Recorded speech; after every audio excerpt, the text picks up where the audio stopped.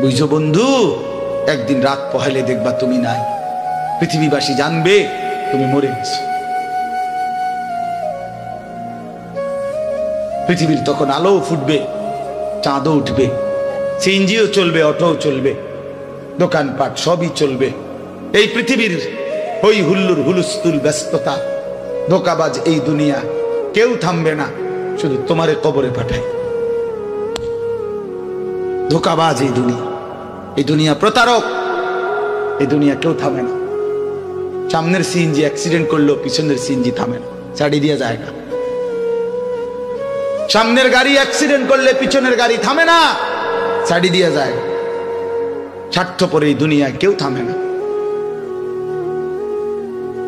হ্যাঁ, বাপরে দাফন কইরা এই সন্তান, এই বউ বাচ্চারাই আবার আসার পরে ওই দিনকেই ভাত খায়, খায় না? পেট বইরা খায়, লগের ঘরের থেকে আর আইন্দা আনছে, এরা ঠিকই পেট ভরে খায়। তো ওরা না কাঁদলো বিকালে, ওরা না দুপুরে কাঁদলো, কোন ভাত খায় খা। স্বার্থপর, কেউ থামে না দুনিয়া, আলো বাতাস সব চলে, তুমি বন্ধু থাকবে।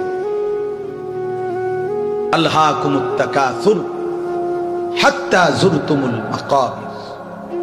আল্লাহ বলছে, বান্দা আখিরাত ভুলে গেলা, দুনিয়ায় ডুবে গেলা, তবে মনে রেখো হাত্তা যুরতুমুল মাকাবির, এরই মাঝে কিন্তু একদিন কবরস্থানেই পৌঁছে যাবে। হ্যাঁ, কই পৌঁছে যাইবা? তোমরা কবরস্থান দেখো নাই ভাইয়া? কাল্লা সাউফা তা'লামুন। আল্লাহ বলে, কবরে আসলেই আমি বুঝাই দেব বান্দা আমার নাফরমানির শাস্তি কেমন। সুম্মা কাল্লা সাউফা তা'লামুন। আবার নাফরমান হাসরের ময়দানে আসলে আমি আবার বুঝাই দেব আমার অবাধ্যতার শাস্তিটা কি। একবার বুঝাবো কবরে। তাফসীরের মধ্যে আছে কাল্লা সাউফা তা'লামুনা ফিল কবরি সুম্মা কাল্লা সাউফা তা'লামুনা ফিল আখিরাহ। আল্লাহ বলে, একবার কবরে বুঝাইবো আমারে ত্যাগ করা, আমার নাফরমানি, আমারে সিজদা না করার শাস্তিটা কি। কবরেই টের পাইবা। ওয়া ইউকাইয়াদু লাহু মালাকুন আমা ওয়া আসাম্মু আবকাম। নবী বলেন, নাফরমানের কবরে এমন একজন ফেরেশতা পাঠানো হবে, যেই ফেরেশতা অন্ধ, বোবা, বধির, চোখেও দেখে না, কানেও শোনে না, জবানেও কথা বলতে পারে না। ফায়ুদরাবু লাহু বিমিতরাকাতিন মিন হাদিদ যারবাতান বাইনা উদুনাইহি। আল্লাহর নবী বলেন, ওই ফেরেশতা ওই নাফরমান পাপীকে লোহার হাতুড়ি মুগুর দিয়ে দুই কান বরাবর এমন জোরে আঘাত মারবে, ফায়াসিহু সাইহাতান ইয়াসমাউহা মান ইয়ালিহি ইল্লা তাকালাইন। নবী বলেন, নাফরমান এত জোরে চিৎকার করবে, মানুষ এবং জিন ব্যতীত আল্লাহর সব সৃষ্টি শুনবে।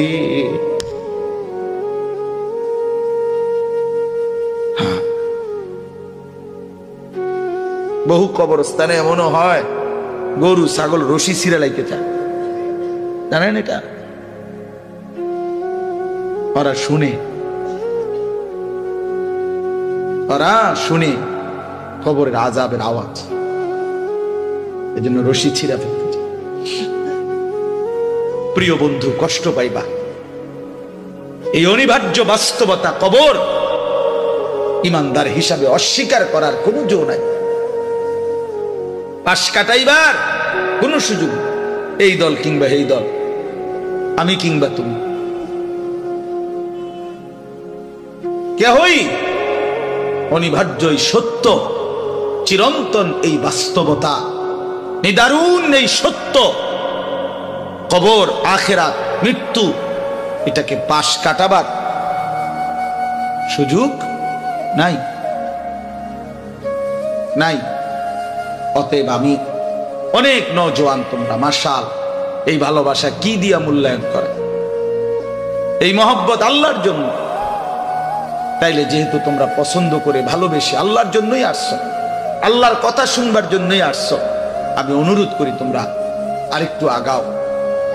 যেহেতু আল্লাহকেই ভালোবাসো, আল্লাহর কথাই শুনতে চাইছো, আল্লাহর জন্যই বসছো ভাইয়া, দাঁড়াইছো, তো আর একটু হিম্মত করে সেজদা দিয়া দাও, মালিকের সেজদা দাও, ঠকবা না। আল্লাহরে সেজদা দিয়ে কেউ ঠকে না, আল্লাহর গোলামি করে কেউ ঠকে না। প্রিয় ভাই, নষ্ট হইও না। প্রিয় সন্তান আমার, নষ্ট হইও না। প্রিয় যুবক আমার, নষ্ট হইও না। মুসলমানের কিশোর তরুণ নওজোয়ান, আগামীর ইসলামের পতাকা তুমি হাতে নিও। আগামীর কালেমার পতাকা তোমার হাতে।